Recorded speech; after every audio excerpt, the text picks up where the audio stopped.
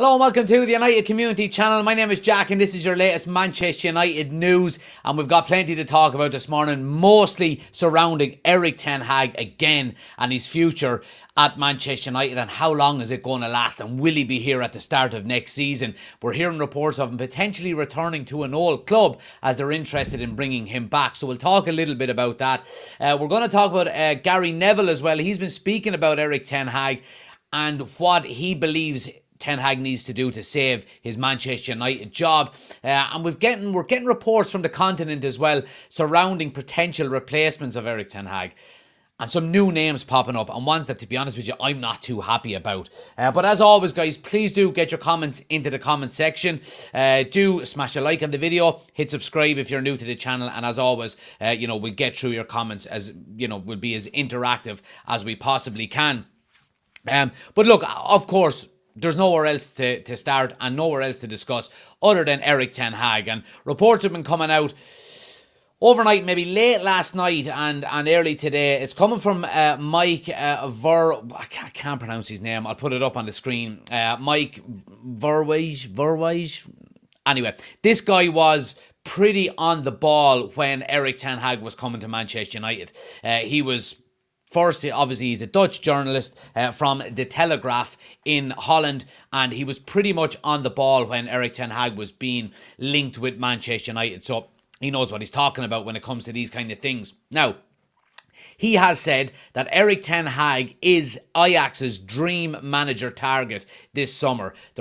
However, they are also working on a plan B, C and D in case Erik ten Hag says no. So basically what this means is Ajax want Erik ten Hag back as their manager in the summer for next season. Now, Ajax, in fairness to them, are having an absolutely horrendous time in the Eredivisie, and as a club in general, you would have to say. They're fifth in the league at the moment. I think they're 33 points behind PSV in fifth place. Obviously, PSV are top. Their manager is obviously gone. I think their CEO is leaving, was sacked because of insider trading. The club is in a mess at the moment, an absolute mess. And to be honest with you, it's very similar, I suppose, in terms of where they are in league position, at least, than when Erik ten Hag took them over in the first place. And obviously he brought them back to winning the Serie A or the Eredivisie title and so on and so forth. So they are looking at Erik ten Hag in the summer and they want him to return. Now, will that happen? That all depends on whether Manchester United decide to get rid of Erik ten Hag or not. And, I am always a person that says, I don't think it's ever a good idea to go back. We've seen it with a number of different managers, and even when it comes to players and stuff, going back it's never as good as it once was. Obviously, we've seen Mourinho do it at Chelsea. We've seen players do it, for example. Henry went back to Arsenal and they didn't win anything, and so on and so forth. So I wouldn't be a big fan of going back. But Erik ten Hag has a decision to make in the summer. But that decision is only going to be made on his part if Manchester United decide to dispense of his services. And look, I've said this on multiple occasions, and I will continue to say it, that ten Hag deserves more time at United. I really do. Now, and I've been thinking about it over the last couple of days as well, and look, we know that likes of Barcelona, for example, are looking at getting in a new manager in the summer. And I wouldn't be surprised if Manchester United do decide to get rid of Erik ten Hag, if Barcelona would take a serious look at Erik ten Hag. He's got the Dutch way of playing football, and we know how close the Dutch style of football is to Barcelona with Johan Cruyff. And yeah, I mean, we've seen previous Dutch managers there like Louis van Gaal and so on and so forth. Even what was his name, the lad that managed in the Premier League? I can't think of it. Anyway, so yeah, I mean, look, there's a lot of pros and cons to keeping Erik ten Hag in the summer, and I'm leaning towards the pros at the moment, and I will continue to do that between now and the end of the season, regardless of how results go. Now, speaking of results, we've been hearing from Gary Neville, and he has said specifically about Erik ten Hag that he does believe his future depends on winning the FA Cup. And I can agree and disagree with Gary Neville on this one because, look, I think if he wins the FA Cup, it does give him a massive boost and a massive, positive chance of keeping his job. And if he doesn't, I mean, is he expected to win it? That's what I would say. And being realistic as a Manchester United fan, as long as Manchester City are still in the competition, you're not favourites to win it. Now, you never know. Obviously, Chelsea are playing Man City in the semi-final, and Chelsea tend to play well against the bigger teams. And they're on the back of a 6-0 win last night as well against Everton. So, I don't think Chelsea have actually lost to Man City this season either, which is interesting as well. So, look, does Erik ten Hag's future depend on the FA Cup? I don't think it does, but I think it would do his future at United no harm if he was to go on and win it. Can we win it? Of course we can. We should be at least getting to the final. Obviously, we're playing Coventry on the weekend, and Coventry, with all due respect to them, is a team that we should really be beating. However, you can't take anything for granted, and I think it's something that Manchester United, the squad, Erik ten Hag, everybody involved need to take really seriously and have to be on their game. We've been beaten by teams that we shouldn't be beaten by this season on a number of different occasions. So Coventry shouldn't be any different. And look, we've got a chance to get back into another cup final. That will be 3 cup finals in 2 seasons for Erik ten Hag, and that's not a bad return for a manager coming in, considering how poor a position United were in at the start of his reign as manager. And I mean, you look back at where we were when Ralph Rangnick was manager of Manchester United, and the negativity surrounding the club and the leaks coming from the dressing room and the poor performances and so on and so forth. You know, for Erik ten Hag in 2 seasons to get us to 3 FA Cup finals, or 3 cup finals in general, will be a good achievement. He's got some silverware. He's won one of them cup finals. He could potentially win another one. He's got us into the Champions League 1 out of 2 seasons. I don't think it's all negatives. I really don't. And, you know, I just think he deserves more time. Danny says, people need to think of other ways Erik ten Hag could decide to leave and go back. He has a lot of memories there, so he might want to go back without being sacked. Yeah, but would he though? Danny, I mean, when you look at Ajax, they're a club in disarray at the moment. They're currently 5th in the Eredivisie. They're behind AZ Alkmaar, FC20, Feyenoord and PSV. You know, they're behind the scenes. Their CEO has been sacked. Their director of football is leaving.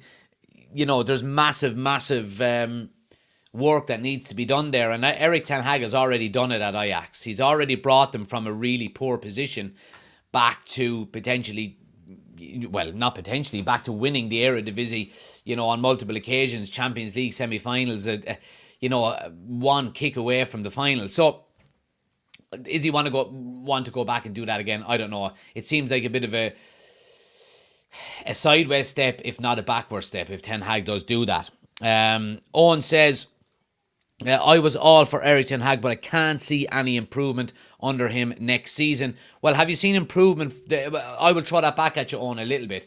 Have we had improvement in the Erik ten Hag reign in its entirety than we did before he took over? And I think we have. You know, I think we have had, you know, we've got into the Champions League. We've won he's won us the first trophy in 6 years at the club. He was, you know, 1 round away from, a Europa League final.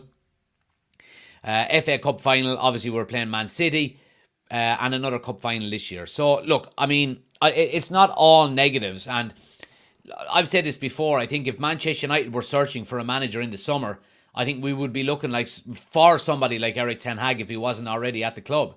So that's my point there. I think we could do a lot worse than Erik ten Hag, and I think with the right infrastructure behind him, with Ineos coming in and, you know, director of football. I mean, you have to realise, lads, we've never had a director of football in the history of our football club.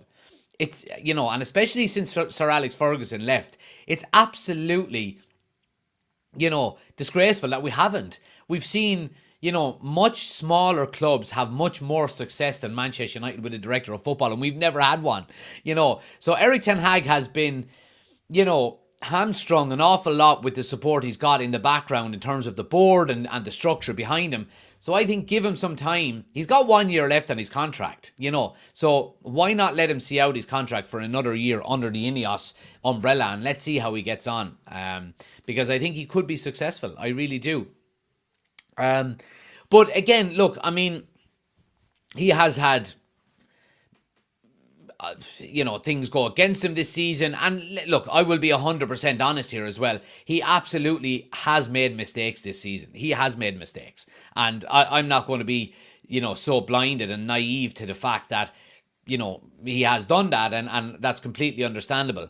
However, I go back to what I say all the time. I think there's a good manager there, and I think with the right infrastructure and the right support, and the right players within that squad, then I think he could be a successful manager for United. Let's look at Alex Ferguson. He won nothing for 5 years. That bedsheet was hung up. Was it the Crystal Palace game? It's been 5 years now, Fergie, and the football is still crap. Ta-ra.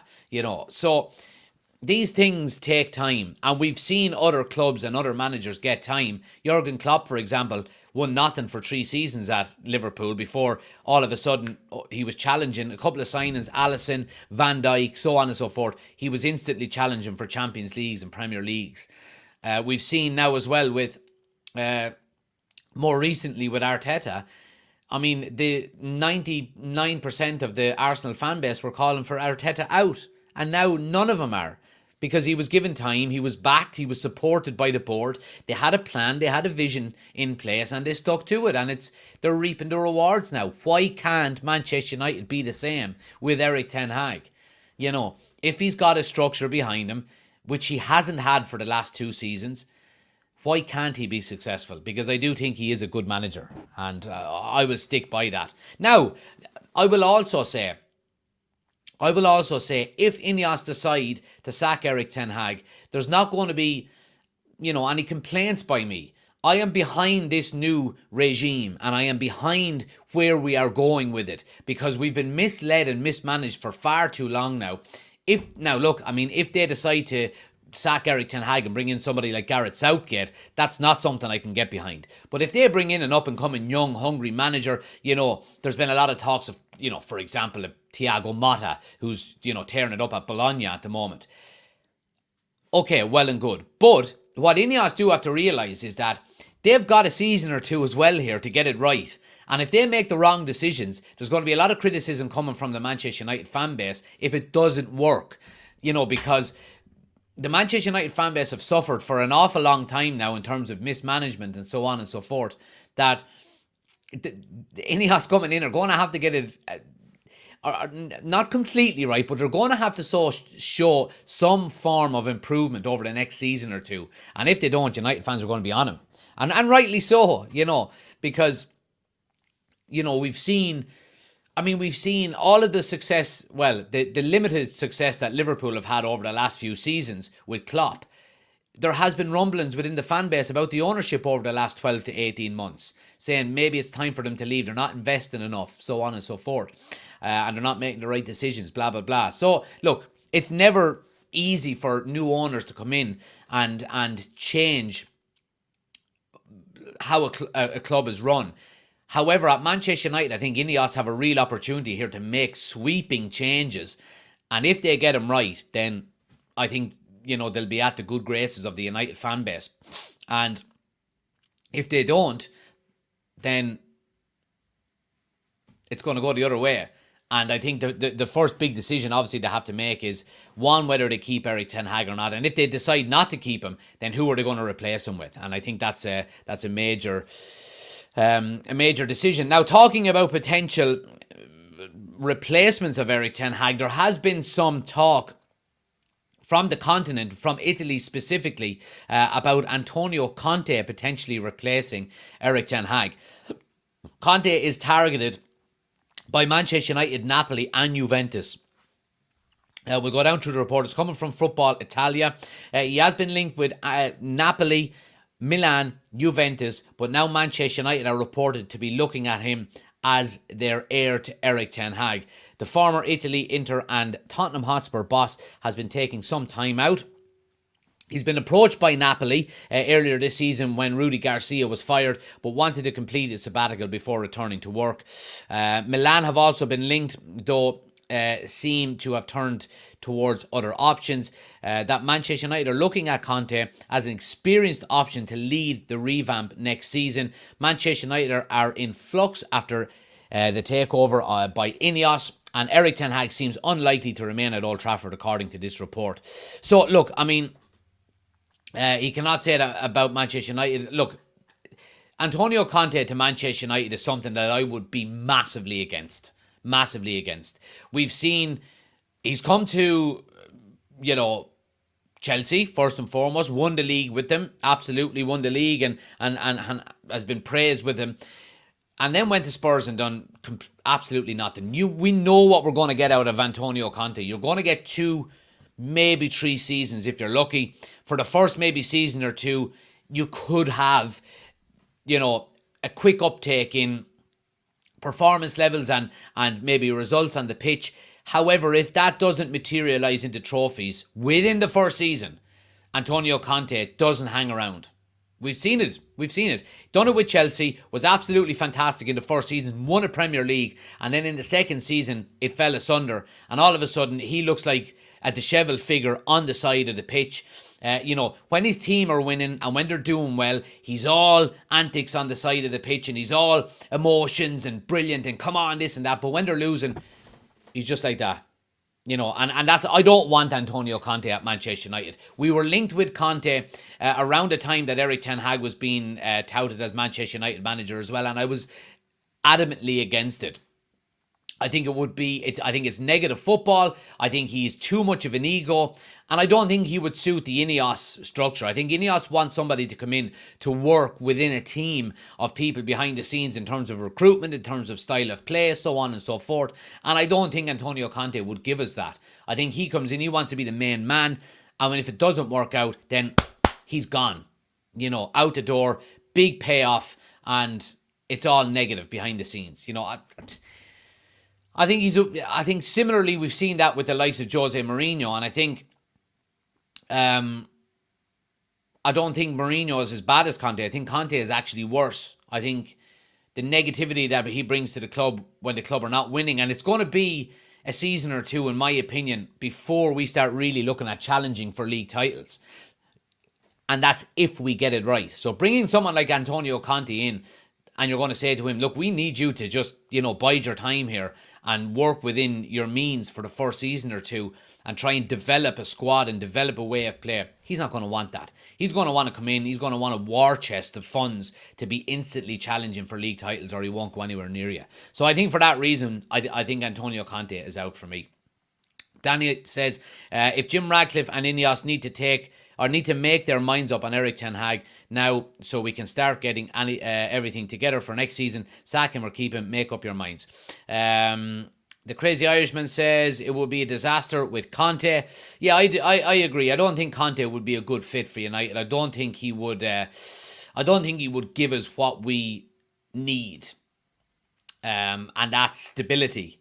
We need stability at the moment. Now, he would come in with an iron fist into that squad, and he would, not take any bullshit. But I think Erik ten Hag is capable and has done that so far as Manchester United manager as well, with getting rid of the likes of Ronaldo and Sancho and so on and so forth. So, I would rather stick with Erik ten Hag. This is just another link to a manager that I would say, what is the point in changing and going with Antonio Conte? I think you would benefit an awful lot more by sticking with Erik ten Hag than you would by changing now and switching to Conte. Guys, I'm going to leave it there. It's been a quick one today. Not an awful lot to talk about, to be quite honest with you, but I do personally have to make it a quick one today myself. But we will be back tonight. We've got plenty to talk about tonight in relation to the Manchester United squad. We're going to be doing a little bit about who we're going to keep, who we're going to sell, where we need to improve on. So make sure you are joining us tonight from 8 a.m. or from 8 p.m. We will be live talking about all that. And of course, any news that's breaking between now and then, we will be discussing also. Please smash a like on the video and hit subscribe as well, guys, if you're new to the channel. We're on the road to 10,000 subscribers, trying to get to 10,000 subscribers before the end of the season. So if you can help us out, hit that subscribe button. If you want to become an official channel member, the link is in the description of the video as well. You get some extra benefits, and you also get a chance to come on live on our match reaction videos. Come on screen with us, give us your opinion. And we do have merchandise as well, guys. The link is pinned to the top of the chat, and it's also in the description of the video as well. So make sure you are checking out some really, really cool designs. Go check that out as well. But thanks for watching, guys. Like I said, I'll be back tonight from 8 o'clock. Hope you can join me then. Until then, have a good day, and I'll see you soon.